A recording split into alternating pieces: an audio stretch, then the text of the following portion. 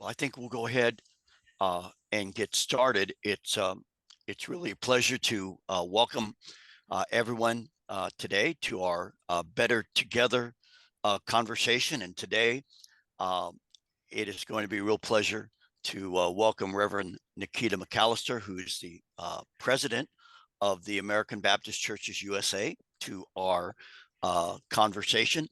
And we'll get that started in just a moment. But Your Holiness, would you like to share anything with us right now? Um, glad to have you on the call today. There's just I'll just say selfishly, there is something that is just a benefit for me to just see your faces. We're well, most of your faces. Some of you guys got your camera off, but we're here, there, and everywhere. We're together, yet we're not. And so just to see your face is like a reminder for me that that you are doing your ministry where you are, and that we're having impact around the state. So I'm glad to literally see you today. And then I would just put a plug in to remind you, if you have not yet, to sign up for the Great Lakes Leadership Retreat, if at all possible. That's April 23rd through the 25th. We don't want anyone to miss out on that. We are specifically calling, I pushed for this when the other three execs and I were working together. I did not want to call it the Great Lakes Clergy Retreat. I wanted to call it the Great Lakes Leadership Retreat. Emphasis on clergy, yet at the same time, we also know that there may be one or two people in your church that have as much or more influence than you do. They are leaders. And if we are able to nurture that, resource that, help point it in the right direction, it may have profound impact on the ministry of your church. So whether you can go or not, I'd love for you to go.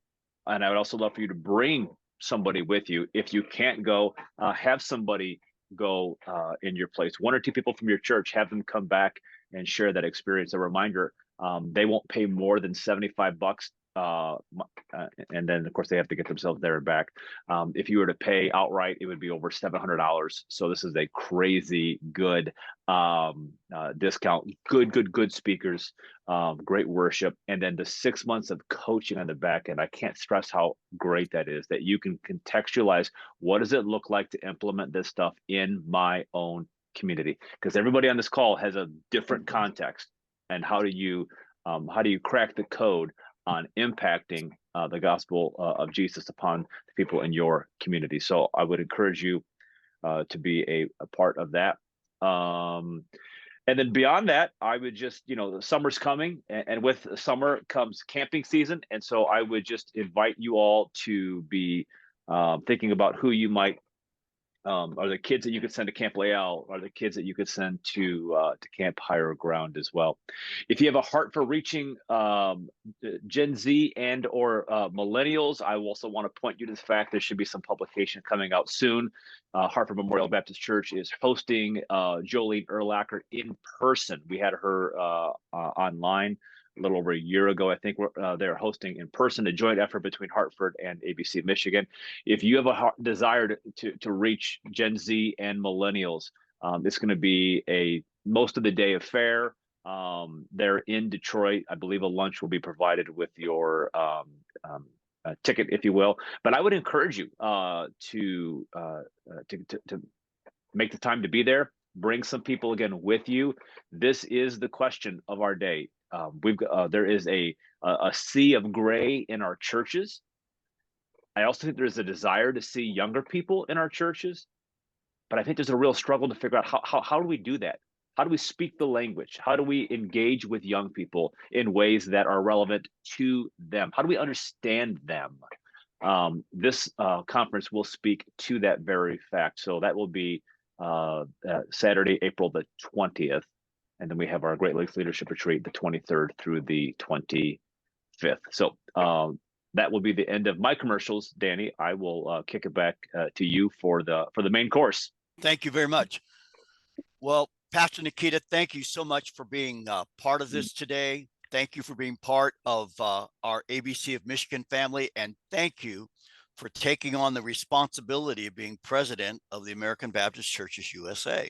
So I thought that we might start by letting you tell us a little bit about your background, where you grew up, maybe who had an important impact upon your own spiritual life and development. Thank you. Well, good morning, all. It's so happy to see all of you. Some of you I have known, others of you I hope to get to know better. My name is Nikita McCalister. I am been in ordained ministry for almost 20 some odd years now, right? But I've also been a strong Baptist, right? So, and in terms of my American Baptist life, initiated probably about 25 years ago.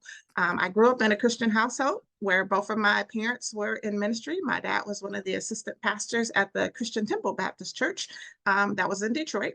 And my mom was an evangelist at the time, is what they called women in ministry. So, that was the title that they would give her. So I have always been in an environment where my own faith was nurtured and affirmed from a very, very young age. That being said, when I was 9, my parents divorced, right? And so that created for me my first crisis of belief because I didn't understand as being in a Christian household and being a very biblical family, how two people could not be reconciled together. So, I didn't understand that process. And so for me, I believe that's really where Jesus Christ became real for me. Jesus Christ became my personal friend and savior and the person that I could go to for counsel and comfort. And I'm telling you, that is what made me get through some of those nights of crying in my room. Like, okay, God, you were here and I know that I'm not left alone. And so from that standpoint, I have always really felt very strongly about my relationship with Christ. And I have felt that Christ has been one who's walked with me along the entire way. Now, I'm one of 5. And I think when looking back at now, hindsight, I think one of the catalysts to even my parents' divorce was that one of my older brothers drowned.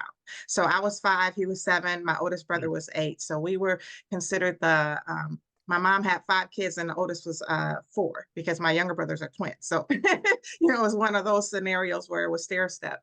And in particular, the brother that died, he actually died at my pastor's house.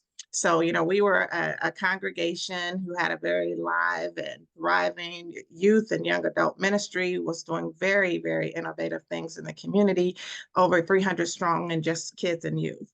And so at this particular moment, we had an opportunity. We were supposed to go to Metropolitan Park, and somehow the plans changed. And the pastor says, well, I have a pool at my house. Why don't we come over here and have the youth event here? And so that's what we did. We detoured and we went to the pastor's house. And at that event, that's the event where my brother drowned. So in terms of the trauma to the family, I think that was just one of those things that they were not able to overcome. So all that said, when my parents divorced, my dad moved to Texas and my mom remained here in Detroit. And so I actually grew up in both Detroit, Michigan and in Richardson, Texas, which was essentially an affluent white community outside of Dallas. So my brothers and I, my oldest brother, myself, and my younger brothers lived there through most of my adolescence. So I did elementary, middle school, and began my high school journey in Richardson, Texas. And then from that point, I ended up coming back to Detroit and graduated from Edwin Denby High School. And went on to actually play collegiate basketball at Central Michigan University. Did basketball for all 4 years and track for the first 2 years, which was my first love. So, I was one of those persons who was very much engaged in athletics. And I think that also goes to the point that I was the only girl with brothers. So, whatever they did, I did. So if we were jumping off garages, I was jumping off garages, right? So back in my day, I know we've changed the terminology, but I would have been considered the quote unquote tomboy versus an athletic young lady. So that's kind of at least a little bit of my background. While I was in college, I was still involved in ministry, was, a part of the Fellowship of Christian Athletes. As the students on campus, in particular, I would probably say the Black students on campus, we actually had our own non-denominational church, and we would invite various ministers to come up. We had a 65 strong choir. So, it was a pretty Wow. big group that we would travel even across the state with our choir singing. And so I was in leadership in that regard as well. Upon graduating from college, I came back, and my mother at the time was now fellowshipping, worshiping at Greater Christ, which is then where I ended up joining under the leadership of Pastor Emeritus now, Reverend James C. Perkins. And so when I acknowledged my call to ministry, I was both licensed and ordained by Dr. Perkins and my husband too. So, I'm married to Reverend Nikita McCalister, who is the pastor of the Covenant Baptist Church here in West Bloomfield. And so a lot of our early ministry was done together. So we were, joint youth pastors at the First Baptist Church of Randolph while we were in seminary. We were seminary colleagues. We graduated together. So, we were licensed, ordained, and graduated from seminary together, which was Boston University and Boston, Massachusetts. So I will pause because I kind of feel like I said a lot. So I just want to, that's kind of some of the shade in terms of my background, but I've always been advocate for an evangelist for Jesus Christ. So that has always been fundamental to who I am. And being that I have also been in a very, I guess I would say, visible position, as an athlete, and in some cases, depending on how you want to call it, an elite athlete, I have very high exposure. So in the Detroit area, I was often, the player of the week. So I was in the newspaper, I was, interviewed, I was on TV. And so, in terms of that, even in the interviews, I'm like, well, I want people to know who Jesus Christ is, because that's what makes the difference in a person's life. So I think all of that has continued to help provide some color and, helps share the experiences that I have. How cool. Wonderful. And by the way, people are welcome to ask questions as we go along. I just kind of have a little flow sheet of things that maybe will help to stir some conversation as we go along. So one of the things I wondered about is, how did you become connected to the American Baptist? Well, my first indoctrination, I guess, to American Baptist would be being a member of the Greater Christ Baptist Church. So as a member of Greater Christ, they were a part of our region, and they were active in the region. And so throughout that process, that was where I came to know our previous executive minister, Michael Williams, under that heading, under that tutelage. And when we discussed even ordination, it was with Dr. Williams. So he was a part of that process. So that was one of the beginnings. And then as I went to seminary, I got exposed to larger aspects of American Baptist life. And that in Massachusetts, I had an opportunity to be involved in the various groups and regional experiences there. So from there, that just, again, continued to broaden my awareness of who American Baptist churches were. What were some of your early impressions of the denomination? I was very impressed with the history, right? And so, in terms of knowing who we are, the fact that we still are considered the most diverse Protestant denomination, and that diversity is culturally, that diversity is theologically, that diversity shows who we are. And in particular, I would have to say, as a woman in ministry and as an African American, I think that our history lends itself to who I am, and that, for over 150 years, American Baptists have been ordaining women in ministry. And not only that, we, became the American Baptists after the split because of slavery. So, American Baptists were the ones who were the abolitionists. And so they believed that, all humankind should be free, right? And so upon that, that really is kind of part of who we are in our DNA. And I think that, represents me very well. That's great. What kinds of roles have you played in local churches, in associations? I think most of you know that Baptists have different kinds of groupings, and so I'm just mentioning some of these. What roles have you played in local churches and associations and regions, and in the ABC USA nationally? Okay. Well, I will start by saying, I am currently a part of the team for the American Baptist Churches of Michigan. So, yay. And a shout out to my colleagues who joined us today, Tom and Ed and Brian.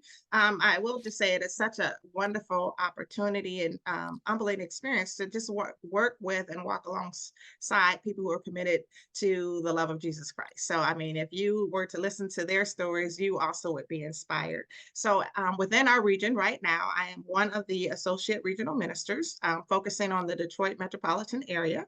And I also do the consultants for transitional ministry. So that responsibility is for churches who are essentially looking for the call, looking to go through the call and the search process. So when our churches are in transition, whether a pastor is retiring, terminated, or leaving, then I can come in and assist and walk alongside them in that process. Tell them, what our process is to hire a new pastor, as well as to do the work of can we say, becoming the healthiest congregation as possible before we welcome the new pastor. Mm-hmm. Because anytime you have a transition, I think in terms of our language, culturally, in terms of what we're doing as a region right now, we're not using the word interim anymore. We're using the word as a transitional pastor. And I think that, even though it's just a small little change, it also helps create the idea that, one thing is ending, but something is beginning. And it's not just one little stagnant period. This is a dynamic period for the congregation. And so pastors, the transitional leadership will have an opportunity to come in and reinvestigate what your heritage is, reinvestigate what your mission is as a congregation, because sometimes, honestly, it changes over time. And so, who you were 25 years ago may not be who you are right now. And in terms of helping a congregation go through that process and providing them with a sense of, I would say, self-esteem, because what I have encountered with the congregations is as they have been getting grayer and grayer, and how as they have been quote unquote declining, then a lot of their self-esteem has changed. So it's not just nostalgia. They don't necessarily see how God is working in their lives and in their congregation right now. And so being able to provide them with some important should we say perspective to say, well, look, let's see what God is actually doing in our congregation now, and how can we continue to be the best disciples of Christ right now? What can we do to continue to reach our community, to continue to expand our witness, and recognize that we do have vital ministry, and that may mean that we have to reshape some things. Instead of having two people on 15 different committees, how about we collaborate and look and really see how we can concentrate our best resources, and maybe we can have 5 people doing 3 things. What are the things that we do well as a congregation, and focusing on those things? So that gives them an opportunity to look at their leadership, their heritage, what they plan to do for the future, as well as their connections, and their connection not only to our region, but in terms of their even local community. And I think that is important to re-engage and reintroduce not only the region, but in some cases the denomination to each of those congregations, because they're not necessarily made aware of all of the resources that they have. So though that's what I have currently doing within the American Baptist Churches of Michigan. I've served as an associate minister for the Greater Christ Baptist Church. When I first came there, I was a lay leader. I was responsible for the evangelism and discipleship ministry. And, as a young person who was very much into athletics, I also recognized that that was one of the opportunities that we had to win souls for Christ. So, as just an example, one of the creative opportunities that I created was to have a 3-on-3 basketball tournament. And so we would hold a 3-on-3 basketball tournament in our church parking lot with we would rent the actual basketball hoops, put up the hoops, and we would have an opportunity for individuals to play basketball. And of course, that was one of my loves anyway. So it was really great. So I had connections in terms of recruiting people who would volunteer their time to be officials. And, though there were people who were not Christians who would come and participate, give of their time. We had food and hot dogs, and we had a praying station, and people would just come and get involved. And through that one activity, people did eventually join the congregation. But that was just one opportunity for us to not only be visible in the community, but also be relevant in terms of trying to offer activities that reach the heart of people, as an example. I've served as a youth pastor, as I indicated before, First Baptist Church in Randolph. I've served as the associate minister, or excuse me, associate pastor for ministry development at both Greater Christ and at the Calvary Baptist Church, which was in Providence, Rhode Island. I've served as a senior pastor for the Bethany Baptist Church. And at that time, I was actually bivocational because I also was on the regional staff for the American Baptist Churches of Rhode Island as their associate executive. So, and then coming back here, I've also served as a transitional pastor for the West Haven Baptist Church in Port Huron. So that's just kind of a sprinkling of some of the things that I've done. I've been on the board for Women in Ministry Advisory Board on a national level, as well as I was the chair for the Transformed by the Spirit initiative, which was an appointment by the then General Secretary, Roy Medley. And that was an opportunity for, as a whole, the denomination we're invited to really kind of do a deeper dive into really discerning what God is calling us to do. So I thought that that was an initiative essentially to have us go back and dwell in the Word. So get back into what the Word of God says so that we can be open to hear what God says and then be willing to try new experiences, new activities. It was not a situation where you will go success or failure. I think sometimes when we offer programs, people think that this is going to be the silver bullet program that's going to get people back in my congregation. And so people are often looking for a formula or striving for something of that nature. And I think that initiative was really more saying, how can we go back to our relationship with God? How can we be so in love with God that we're willing to share that message and allow that to be contagious? And that would be the thing that compels people and draws people back to relationship and back to fellowship. So those are some of the examples. And, you know, in addition to that, I would say I'm currently also on the board for the Ministers and Missionary Benefit. So that, I think, is a snapshot for you, Danny. That's a lot of wonderful things that you do. My goodness, that is impressive. Well, when did you become president of the ABC USA, and how long does your term of office last? I became president on June. Well, I became president. My term began January. So it just started January 2024. But I was elected and voted on June 25th, 2023 in San Juan, Puerto Rico. And that was such a wonderful experience to see some of our Michiganders there. So I got to see some of our people from the region.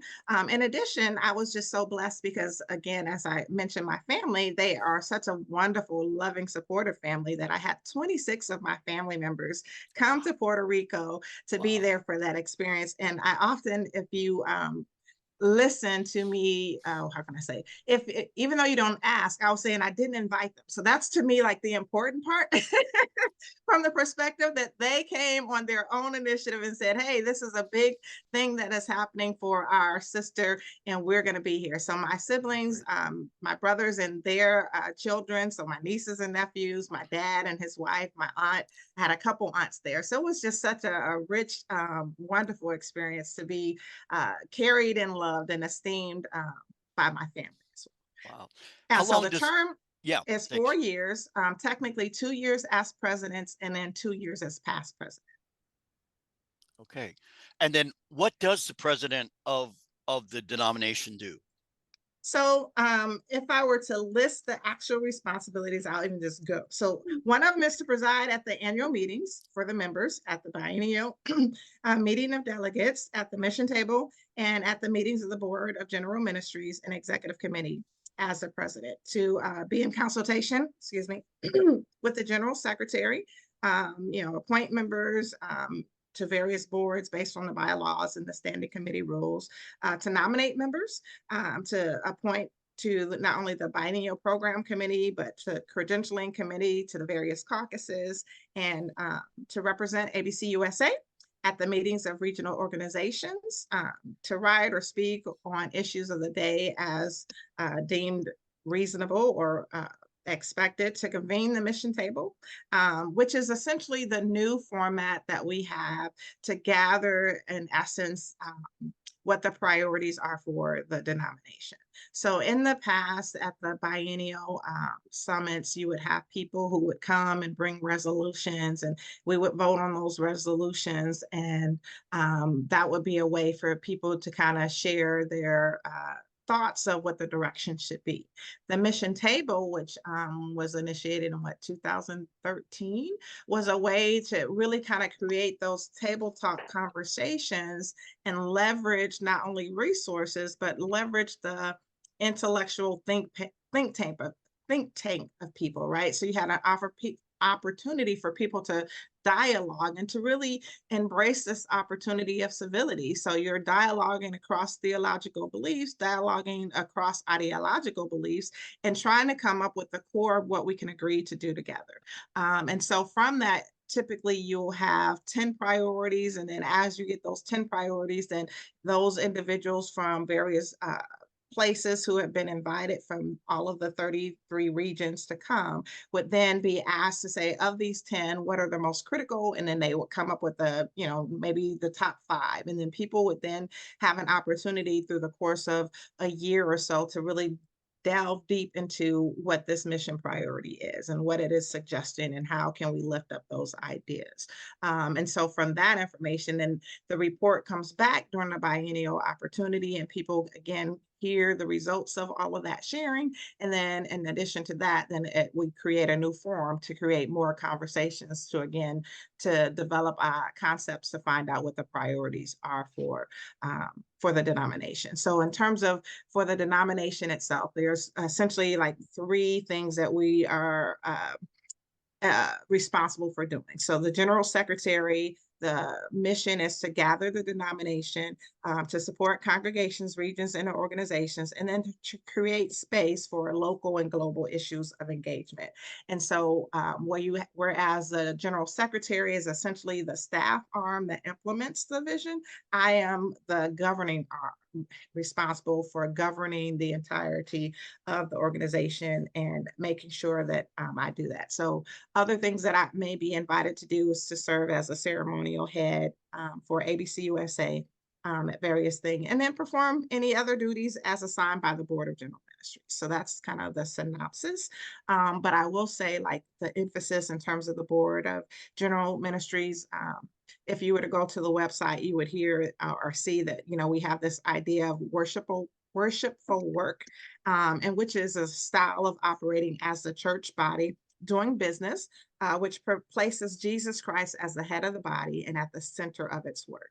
So in this concept, we're recognizing that we're also trying to extend and promote and expand the work and the love of Jesus Christ, which I think for me, just as a parenthetical, that is the key, right? And so for me and my own experience, I know that the word I use is if you risk love, like if you're going to keep risking love, that is the difference that allows people to break down the barriers of the walls that you may have, whatever that barrier may be, whatever your prejudice may be. If you continue to love that person more, then you will place yourself in a position to have not only greater awareness, but it places yourself to be in a position of being vulnerable like Christ. So like Christ died for all of us. Christ emptied himself for all of us. So it's that way of being able to die to ourselves so that we can be open to the movement of the Holy Spirit. So, I mean, I think that is really, really important for all of us to do.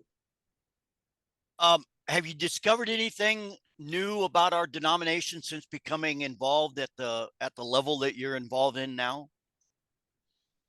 Well, I mean, I would say using the corner phrase that a colleague of mine shared is, I was asking her how she was doing in her ministry, and her response was, people be people. And for me, that shares the vulnerability of how we're all people, right? So we're all fractured, and people who need to have the love of God, people who need to heal from various scars, people who need to continue to embody what it means to be a disciple of Christ, what it means to be a lifelong disciple of Christ. So for me, what that means, and it's not just since I've become president, I would say it would be just my observation over the years and all the work that I've been doing with American Baptist churches is that you still have people who are stuck on various ideological hills, or people who are, steadfast in their own, biases and things of that nature. So for me, finding an opportunity to continue to build bridges, to continue to allow, again, love to abide in all of it is what makes the difference. So, again, sharing from my own personal experiences as a pastor or pastoring congregations who have been predominantly white. Culturally, I'm coming from a different cultural context. I've had a different cultural experience, but you know what I know works? Love. Love works. And as you love the people, they invite you into their hearts. From a pastoral perspective, you can be named the pastor, but you don't really become the pastor until they see you as their pastor. And that happens through relationship.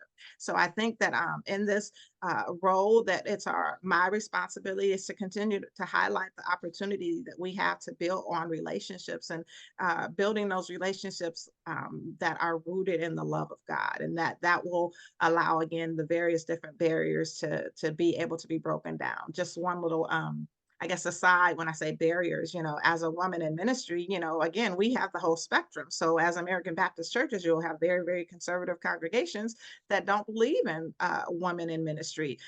So again, it's not my job to come in and try to make them accept me.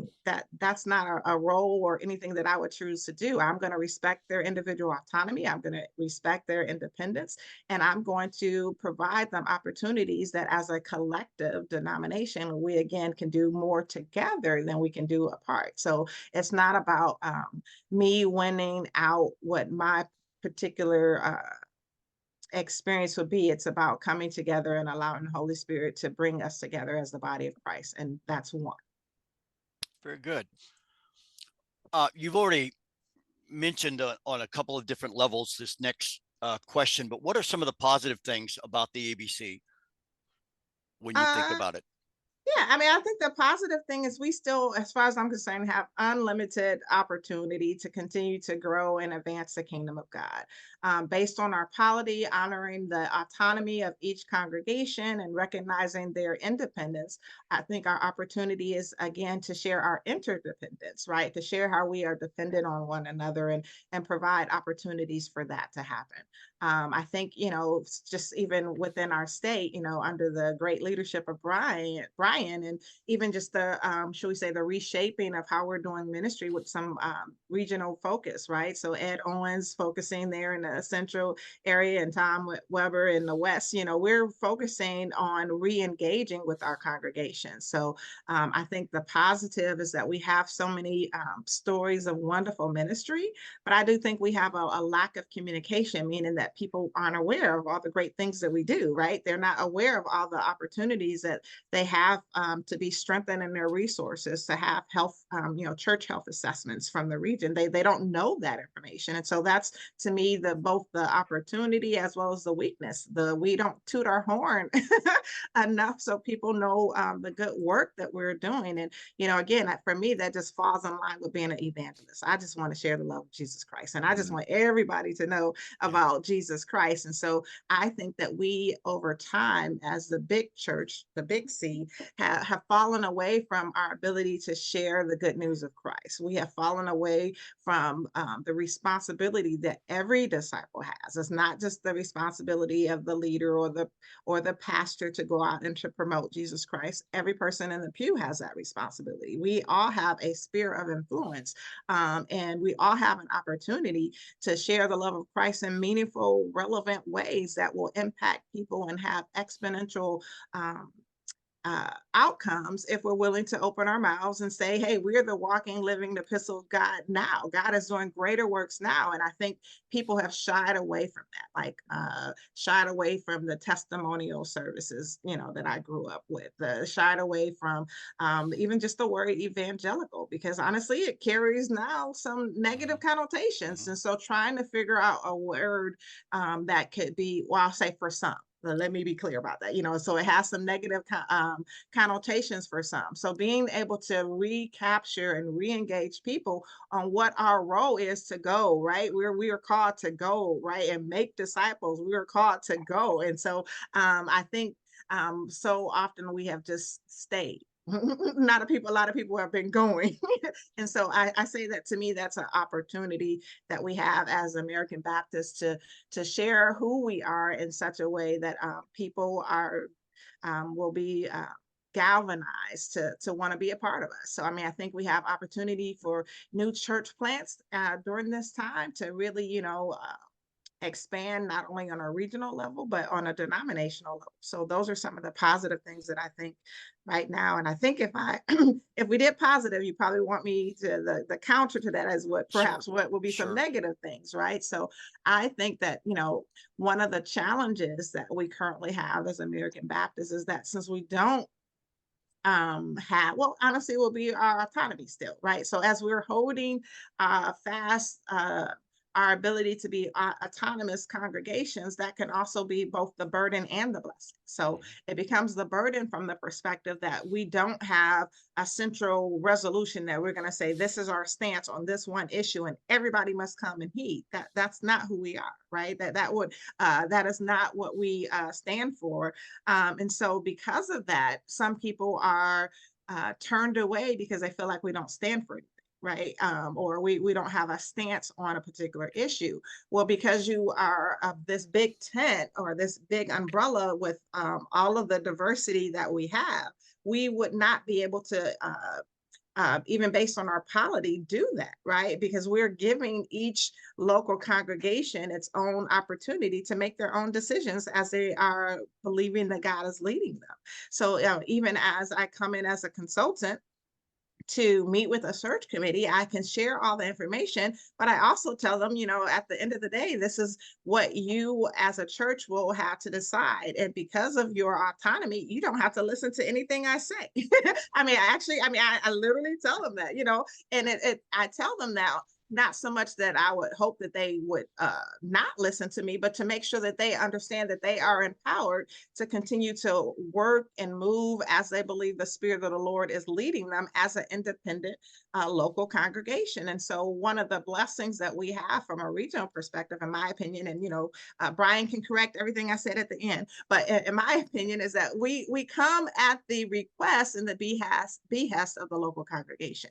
We are coming to walk alongside. We're not coming to come as this authoritarian. We're not come because that would in essence not honor who we are from our constitutional rights. So if I could, I'm gonna just read this one thing from the policy statements and resolutions. American Baptists over the years developed policy statements and resolutions on a range of issues. Those documents were authorized by votes of what at one time was called the American Baptist Church's General Board. In January 2012, the governance structure of the denomination was changed. Presently, the work of the ABCUS Office of the General Secretary is administered by the Board of General Ministries. In the current structure, it is understood that while the work of the Board of General Ministries continues to be guided by established and future policy statements, resolutions, and other declarations, they in no way obligate American Baptist congregations or regions to at any point or course of action. Under the present structure, only the Office of the General Secretary is specifically guided by those documents. So essentially, again, it's just highlighting what our polity is, highlighting that we are autonomous. And, as I indicated, being, for example, the chair of the Transformed by the Spirit, although it was our hope was it was a national denominational initiative and push, some regions didn't want to do that. So they didn't, so we work with the people who wanted to embrace this new concept. And it's the same thing on the regional level. So there you go. All right. What would you hope our local American Baptist congregations would learn about our American Baptist family? And I say that because a lot of our, what it's like in the local church, sometimes you're not really focused on what's going on somewhere else. We're focused on our own little little area, and I think that it can become challenging for a lot of us to know about the larger life of the family. Yeah, I think it's a great question. And I think that's one, again, I'll use the word engagement, right? So we're looking to engage with not only our regions, but we're looking to continue to engage with the local church. And so, we attempt to do that through various ways. I mean, I know from just financially, right? The United Mission giving is the funding that actually funds the portion of our denomination from the work that I do. So as you're giving to United Mission on a local level, then those funds go to assist the work that the general secretary does. And the general secretary is the one who would make sure that at the regional levels that they would help with the search and call process of your regional ministers. At the regional level, they make sure that they are aware of various resources and programming that are being shared.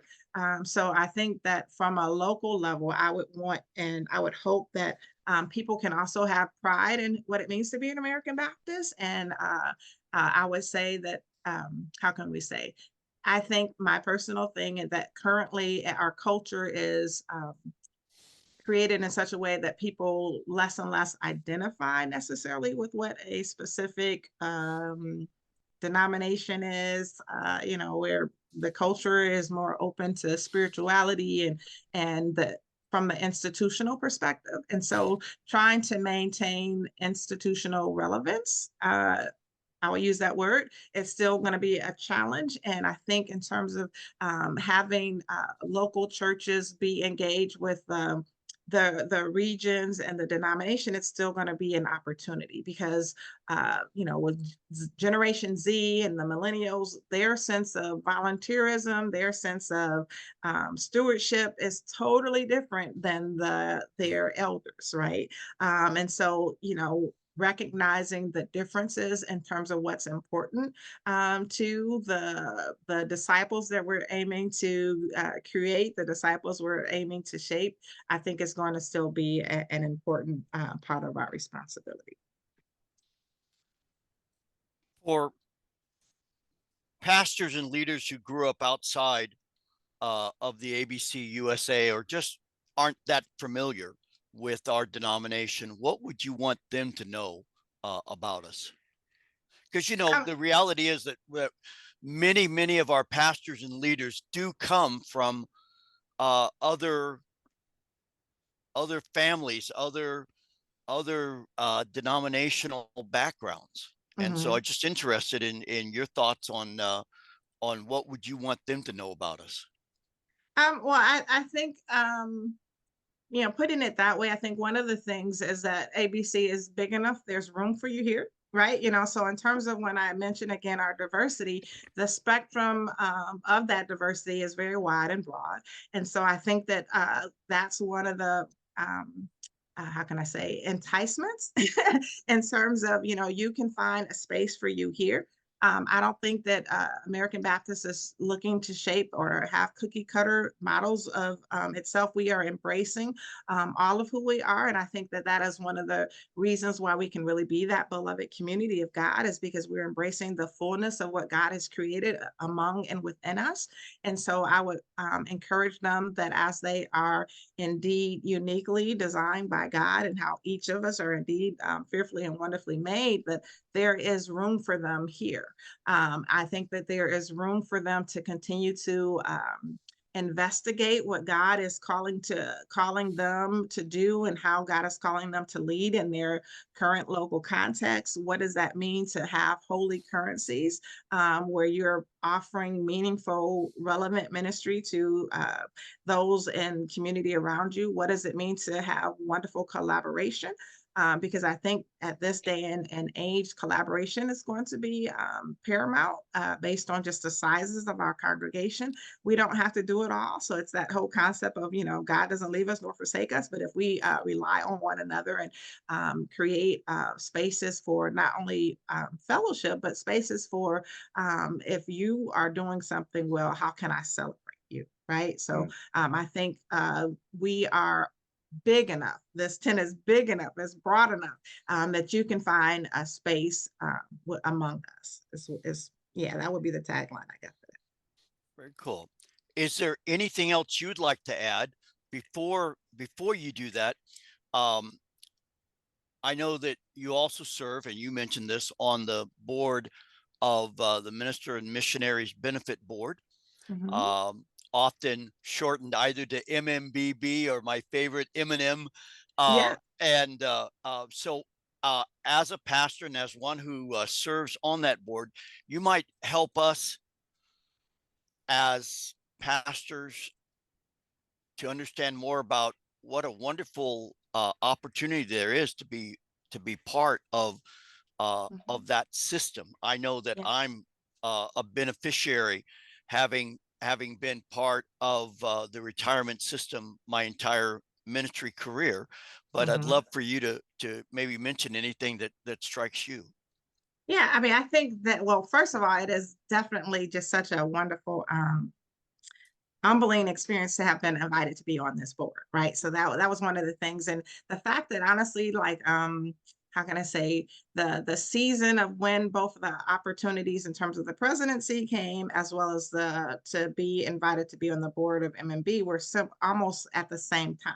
So, for example, I guess I didn't disclose. So the to become the president of ABC, based on our nominating process, they did an open call, essentially, hey, this position is open. Who would want to nominate someone to lead us moving forward?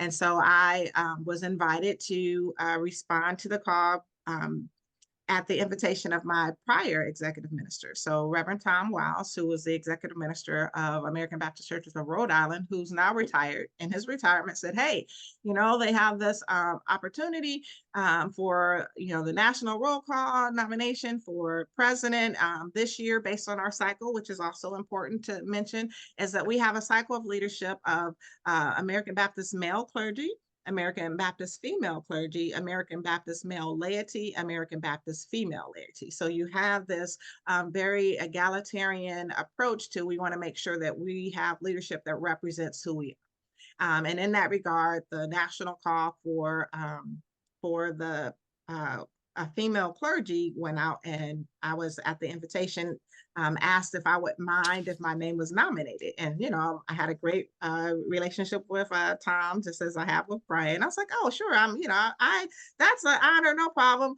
And I literally was like, whatever. I mean, not, well, it is. I was like, whatever. I wasn't so much interested in the nomination, but I was humbled by his desire to want to nominate me. And so I agreed only because Tom asked, not so much that because I wanted to be the president.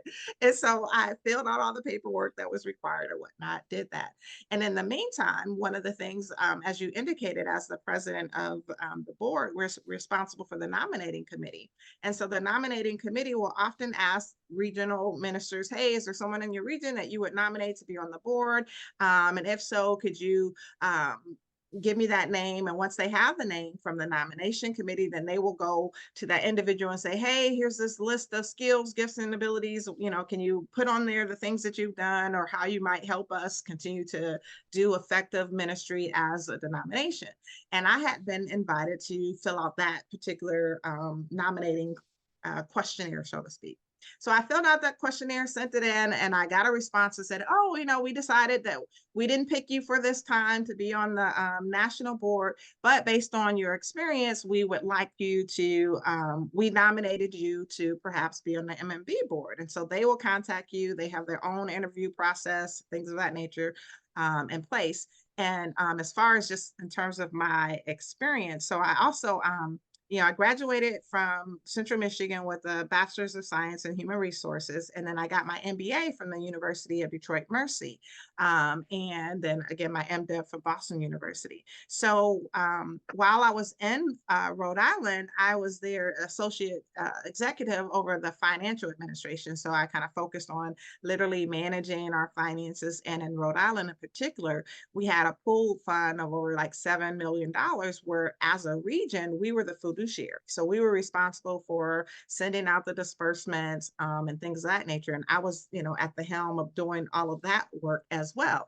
And so in terms of just the financial acumen that I had an opportunity to exhibit were some of the things that were noticed. And so I think when I got to the M&B side, in terms of going through their process and interview process, I, interviewed for the position. I shared my experience, and they had essentially unanimously elected me to their board. So I got their notification before I got the ABC one that, hey, you've now been selected to be president. So it all came. And so once I found out, I, again, checked to make sure that there was no conflict of interest, and on both sides, it was okay.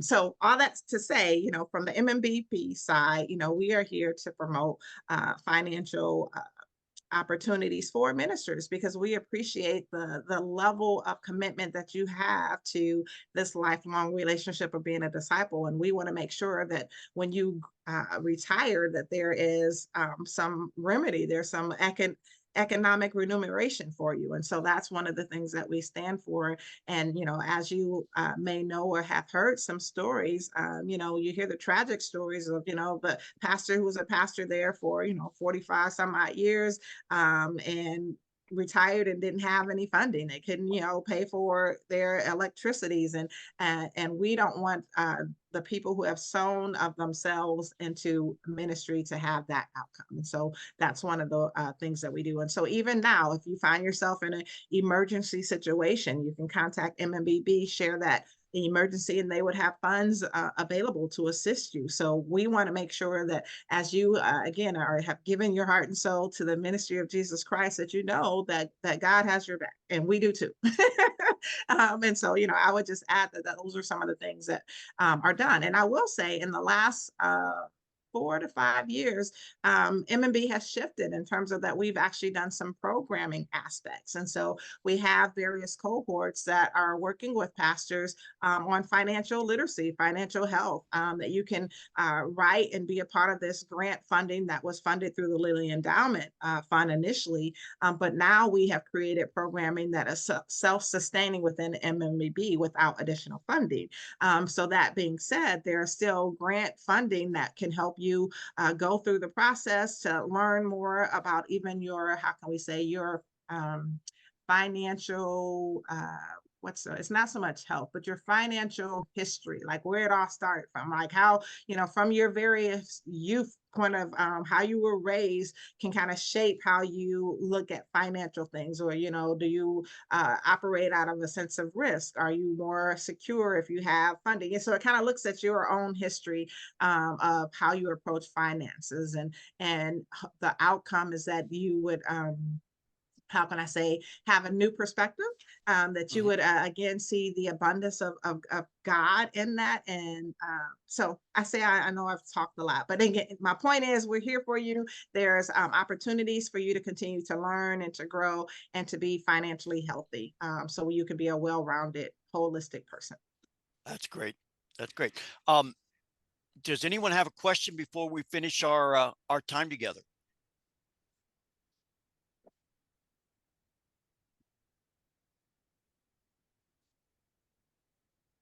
Yes. My name is Diane Watson, and I am the ambassador for First Baptist Church of East Point under Pastor James Freeman. Okay. I wanted to know, could he receive the information regarding the Great Lakes Leadership Retreat and the Hartford Memorial information? Brian, you. Yeah, so Diane, I would point you, if you go to our website, abc-mi.org. Okay.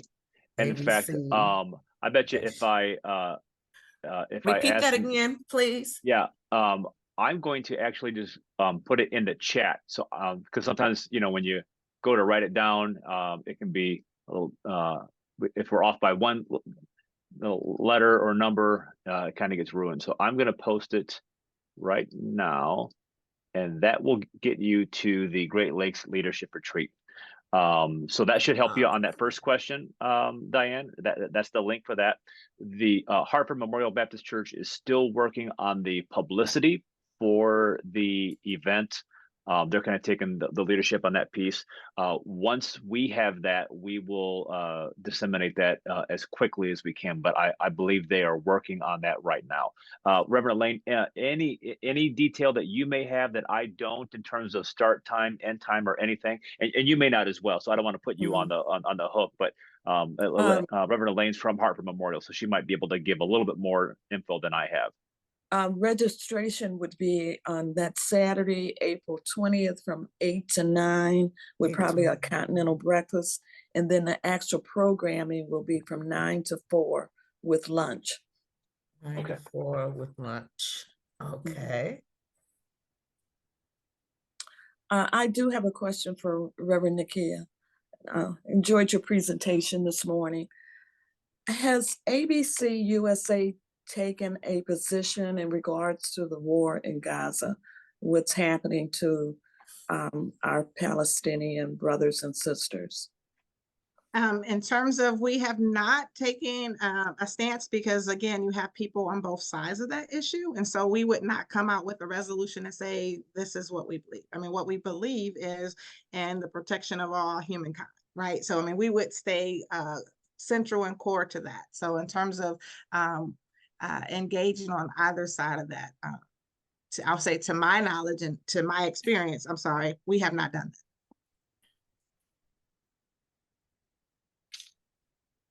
Last chance. All right. So Danny, I would like to just share with folks that on July the 4th through the 6th in 2025, it is, yes, the holiday weekend, but that is going to be when we experience our time of gathering together. We will gather together during the biennial in Omaha, Nebraska. So it will be in the Midwest, so it'll be easier for us to get to and attend. So I would really, really encourage and share with you to put that saved a date on your own calendars. July 4th through the 6th is when we will gather as a denomination. Very good. 2025. Yes. All right. As we close, let me just mention that next month, again, second Tuesday of each month. So next month on March 12th, our guest presenter will be the Reverend Steve Mawson. Steve was pastor of First Baptist Church of Mason. I'm sorry, Mason Community Church in Mason for many, many years.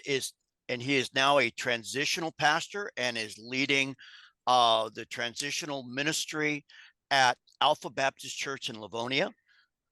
Steve has a wonderfully refreshing, and may I say this in a loving way, even dangerously irritating approach to helping us look at things in a new way. And one of the things that he helped me with over the years was to try to come up with a new understanding of discipleship and evangelism, and really changing the nature of the local congregation. And so he's going to do a presentation next month called "It's All About Direction." And he has this formula, and I'm not going to try to explain this formula, but this is Steve's formula: 1 to 1 for 1. And then you notice the little cube sign there above the final 1. This is something that he uses with local congregations: 1 to 1 for 1.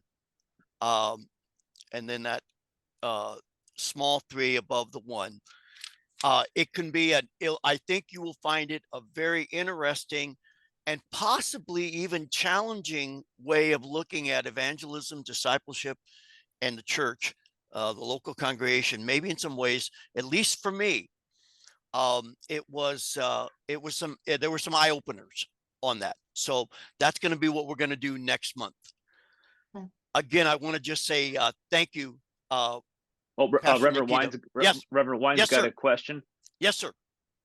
No, I guess my question, Brian, is that I kind of looked at the website and maybe I missed it, but I didn't see anything on ABC website in the month of February that celebrates African American heritage? Let me go back and look at that. And if that is not on there, that is something that we can and will correct. So thank you for that. No problem. And I would just like to add that, we as the regional ministers are here to be engaged with their congregation. So if any opportunity that we have to come bring greetings or preach, we would love to do that. And because Dr. Wine raised his hand, I wanted to send a shout out for him. Thank you so much for all of your support. He was one of the, first persons, even when I came back to the region, who said, hey, whatever we can do, you're on regional staff to help you in the region, please let me know. So I know he's a long-standing supporter of our region, and I just want to acknowledge, I appreciate you. Great. Again, I just want to say thank you so much, Pastor Nikita. It's been great. I have come to just appreciate our friendship and your leadership. I'm one of those that comes together on the transitional ministers meeting each month, and just appreciate your leadership in that area and in so many other areas of our life together. And so thank you again. And Pastor Sanchita, I'm just asking this kind of out of the blue. Would you be willing to close us with a word of blessing? Yes. Let's pray. Gracious God, we just want to say thank you so much for bringing us together to be a better person and better minister, better calling and responding to your call. God, thank you so much for blessing us with a wonderful leader, Nikita, and who has shared her ministry, her struggle, and her vision with us. God, help us to hold those, and as we walk together in this path, God, we seek your grace upon it. Thank you, God, for bringing us together in this wonderful way. In Jesus' name, we ask and we pray. Amen. Amen.